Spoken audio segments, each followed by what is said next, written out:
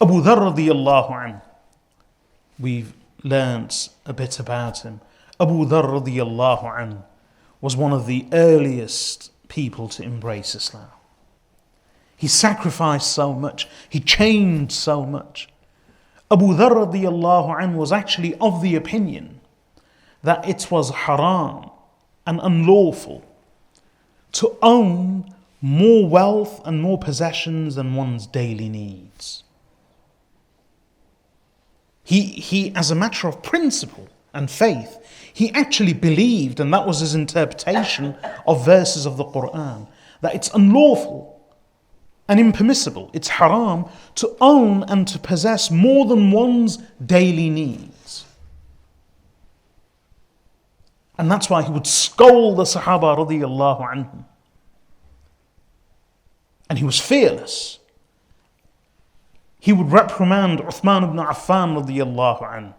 He would reprimand the leading companions in Damascus, in Medina.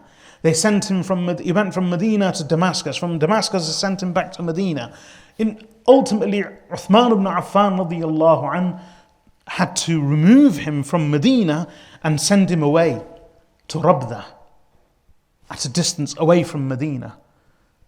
Abu Dharr radiyallahu anhu refused to compromise in his position, in his belief. And ultimately he lived alone in Rabda. And part of it was a prophecy of the Prophet sallallahu alaihi wasallam, when in the campaign of Tabuk he saw him coming from a distance. He was missing, so some of the others questioned his absence.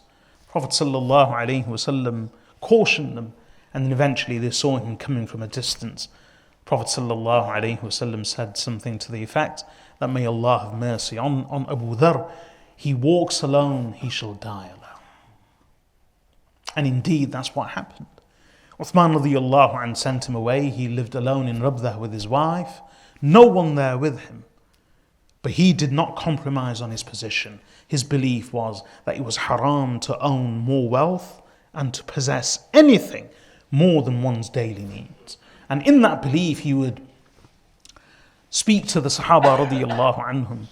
And he was fearless. In fact, on one occasion he said that you will not silence me, to the extent that if you raise the sword over my neck, and if I find that in between the drop of the sword and the severing of my neck, I find a few moments to speak the words of truth, I will.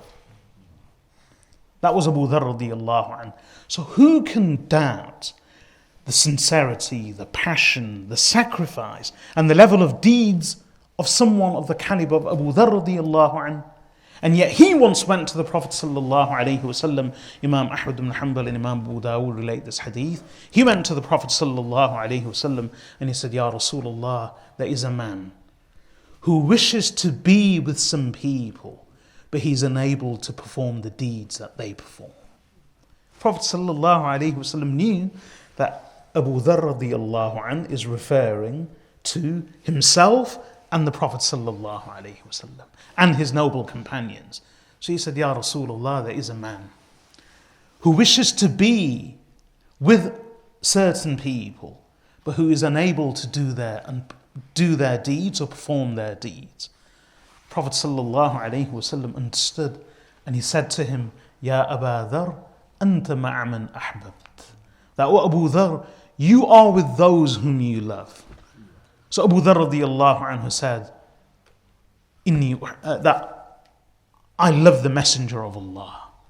So the Prophet sallallahu alaihi wasallam said, you are with those whom you love. So Abu Dharr radiyallahu anhu said, I love the Messenger of Allah. Prophet sallallahu alaihi wasallam said, you are with those whom you love. In some narrations he said this 3 times, and the Prophet sallallahu alaihi wasallam repeated it to him 3 times. So who could have doubted the sacrifice, the sincerity, the passion, the commitment, and the deeds of someone like Abu Dharr radiyallahu anhu? But yet they always felt that they were never good enough.